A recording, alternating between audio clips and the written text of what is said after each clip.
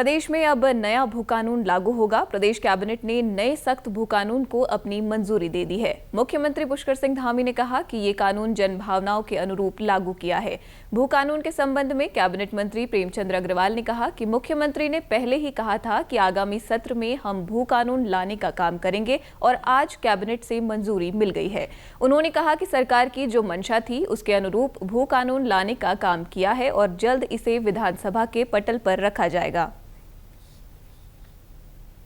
देखिए, पिछले दिनों आप जानते हैं माननीय मुख्यमंत्री जी ने एक सार्वजनिक रूप से कहा था कि जो हमारा ये सत्र आएगा इसमें हम सख्त भू कानून लाने का काम करेंगे और जो प्रदेश की जनता की जनभावनाएं हैं या ये कहिए कि जो जनता के लिए माननीय मुख्यमंत्री यदा कदा और सर्वदा काम करते हैं और उसी के नाते आज माननीय मंत्रिमंडल की बैठक विधानसभा में आहूत हुई थी, की गई थी और उसमें अन्य मदों के अलावा सख्त भू कानून के लिए भी आज माननीय मंत्रिमंडल ने अपनी मोहर लगाई है।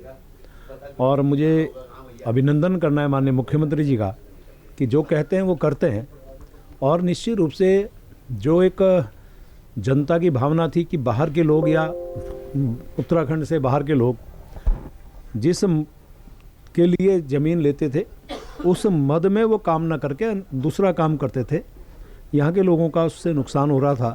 तो उसके लिए एक अच्छा कानून यहाँ, क्योंकि अब माननीय मंत्रिमंडल से विषय पारित हो गया या मोहर लगी है, अब बहुत जल्द अपने इस उत्तराखंड की विधानसभा चूँकि चल रही है इसके विधानसभा के पटल पर रखा जाएगा और उसको फिर सार्वजनिक रूप से हम लोग एक ही बात कह सकते हैं कि बाहर का व्यक्ति किसी भी रूप में यहाँ की ज़मीनों को उस नाते नहीं ले पाएगा जैसा वो यहाँ के आके हमारी ज़मीनों को खुर्द-बुर्द करने का काम कर रहे थे। प्रदेश विधानसभा में बजट सत्र का आज दूसरा दिन है। दूसरे दिन की शुरुआत में पक्ष विपक्ष में खूब नोकझोंक हुई। दोपहर बाद कार्यस्थगन प्रस्ताव पर चर्चा चल रही है। कांग्रेस विधायक हरीश धामी ने सदन में अपने विधानसभा क्षेत्र में आपदा राहत कार्यों में लापरवाही का मामले का मुद्दा उठाया। उन्होंने इस मामले में अधिकारियों पर लापरवाही और भ्रष्टाचार का मामला उठाया।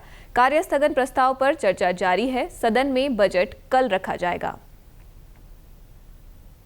प्रदेश में आदि कैलाश यात्रा अप्रैल महीने के अंतिम सप्ताह से शुरू हो सकती है। पिथौरागढ़ के जिलाधिकारी विनोद गोस्वामी ने आज आदि कैलाश यात्रा के संबंध में विभिन्न विभागों के अधिकारियों के साथ बैठक की। उन्होंने अधिकारियों से यात्रा से जुड़े सभी बिंदुओं की जानकारी ली और यात्रा की तैयारी करने के निर्देश दिए। जिलाधिकारी ने बताया कि इस वर्ष बर्फबारी कम हुई है, ऐसे में मौसम को देखते हुए अप्रैल के महीने के अंतिम सप्ताह से आदि कैलाश यात्रा शुरू की जा सकती है। उन्होंने यात्रियों से इनर लाइन परमिट के लिए अपने निवास स्थान से ही पुलिस वेरिफिकेशन लाने की अपील की ताकि उन्हें यहां आकर कोई परेशानी ना हो। यात्रा के लिए जिला मुख्यालय के साथ ही धारचूला में भी इनर लाइन परमिट बनाए जाएंगे। अप्रैल लास्ट तक हम लोग इसको प्रारंभ कर सकते हैं। ये डिपेंड करेगा कि मौसम की स्थिति क्या है। इसके अलावा कई ऐसे इश्यूज भी आए थे जो पिछली बार की यात्रा में हम लोगों ने देखे थे, उनको भी करने के लिए, उनको भी टैकल करने के लिए इस बार मीटिंग ली थी। एक विशेष इशू ये है कि जो इनर लाइन परमिट जब जारी होता है तो उससे पहले पुलिस वेरिफिकेशन की एक आवश्यकता पड़ती है। तो पुलिस वेरिफिकेशन के लिए आवश्यक है कि व्यक्ति अपना जो पुलिस वेरिफिकेशन जहाँ का वो रहने वाला है वहां से जरूर करवा करके लाए। कई बार लोग यहाँ पहुंच जाते हैं, उसके बाद फिर पुलिस वेरिफिकेशन करने का यहाँ के थाने से कोई मतलब नहीं रह जाता है। तो उसको हम लोग जो है अपने वेबसाइट में ही उससे संबंधित सारी डिटेल्स को डालेंगे। उत्तराखंड विद्यालयी शिक्षा परिषद की हाई स्कूल और इंटरमीडिएट परीक्षा आगामी 21 फरवरी से शुरू हो रही हैं। इसकी तैयारियां पूरी कर ली गई हैं। चंपावत जिले के 42 परीक्षा केंद्रों में 5,792 परीक्षार्थी परीक्षा देंगे। पिछले वर्ष की तुलना में इस वर्ष 392 परीक्षार्थियों की वृद्धि हुई है। इनमें इंटरमीडिएट में 2,831 और हाई स्कूल में 2,931 विद्यार्थी परीक्षा देंगे। जिले में परीक्षा को शांतिपूर्वक संपन्न करने के लिए संवेदनशील और अति संवेदनशील केंद्र में पुलिस, होमगार्ड और ग्राम प्रहरियों की तैनाती की गई है। जिले के मुख्य शिक्षा अधिकारी मेहरबान सिंह बिष्ट ने बताया कि 21 फरवरी से 11 मार्च तक आयोजित होने वाली परिषदीय परीक्षा की सभी तैयारियां पूरी कर ली गई हैं। परिषदीय परीक्षा में 42 केंद्र जो निर्धारित हैं दो हमने नए केंद्र भी इस बार बनाए हैं, एक जूप विवेकानंद विद्या मंदिर और एक जो है राजकीय इंटर कॉलेज दुबचौड़ा, जो है ये नए केंद्र बने हैं और सारी तैयारी हमारी हो गई है। कक्ष निरीक्षकों की ड्यूटी भी लग गई है, कस्टोडियन, केंद्र व्यवस्थापक, इनकी ड्यूटी भी सब लग गई है। जिलाधिकारी महोदय ने सेक्टर मजिस्ट्रेट कानून व्यवस्था के लिए ये तैनात कर दिए हैं। फायर सीजन शुरू होते ही अल्मोड़ा में वनाग्नि की घटनाएं सामने आने लगी हैं। वनाग्नि पर काबू पाने के लिए अग्निशमन विभाग के फायर फाइटर कई स्थानों में हौजरील से आग बुझा रहे हैं। अल्मोड़ा वन प्रभाग के रानीखेत रेंज के वन क्षेत्राधिकारी तापस मिश्रा ने कहा कि वनाग्नि को लेकर वन विभाग पूरी तरह से मुस्तैद है। उन्होंने कहा कि इस बार हमने विगत वर्षों से अलग तरीके से दिसंबर और जनवरी के महीने में तैयारियां पूरी कर ली हैं। और इस बार हमने विगत वर्षों के अलावा अलग तरीके से हमने इस बार अपनी तैयारियां दिसंबर और जनवरी के महीने में कई महीनों में पूर्ण कर ली हैं। हमने बहुत सारी गोष्ठियों के माध्यम से प्रचार प्रसार किया, कई सारी मीटिंगें ली।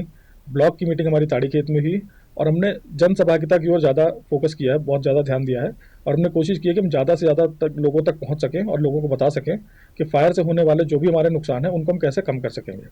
इसके अलावा अपने स्तर पर जैसे रानीखेत वन क्षेत्र में 6 सेक्शन है, तो हमने हर सेक्शन में अपने क्रूज स्टेशनों को दुरुस्त किया है। बहुत सारा हमें सामान जो था वो प्रभागीय कार्यालय से प्राप्त हुआ है और ऐसी स्थिति में हमने अपने फायर वॉचर्स को 1 दिन का प्रशिक्षण भी कराया है। हल्द्वानी से लालकुआं जा रही एक तेज रफ्तार कार सोमवार देर रात 3 पानी चौराहे के पास ट्रक से टकरा गई। हादसे में बागेश्वर निवासी सेना के जवान समेत 2 युवकों की मृत्यु हो गई, जबकि एक युवक गंभीर रूप से घायल हो गया। इस सड़क हादसे में जान गंवाने वाले सैनिक संजीव चौबे की आज बागेश्वर में सरयू गोमती के संगम के तट पर सैन्य सम्मान के साथ अंत्येष्टि की गई। मंगलवार की देर रात उनका पार्थिव शरीर हल्द्वानी से बागेश्वर पहुंचा।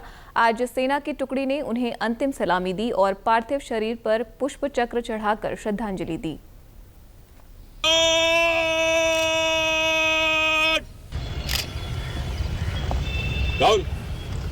बड़ी दुखद सूचना है। हमारे बागेश्वर के 2 नवयुवक हल्द्वानी में कार एक्सीडेंट पे उनकी आकस्मिक मृत्यु हो गई थी, जिसपे एक हमारा सेना का जवान भी शामिल था, संजीव चौबे, जिसकी उम्र लगभग 25 वर्ष थी और वो 1st नागा रेजिमेंट से संबंधित थे और वर्तमान पे अवकाश पे आए हुए थे।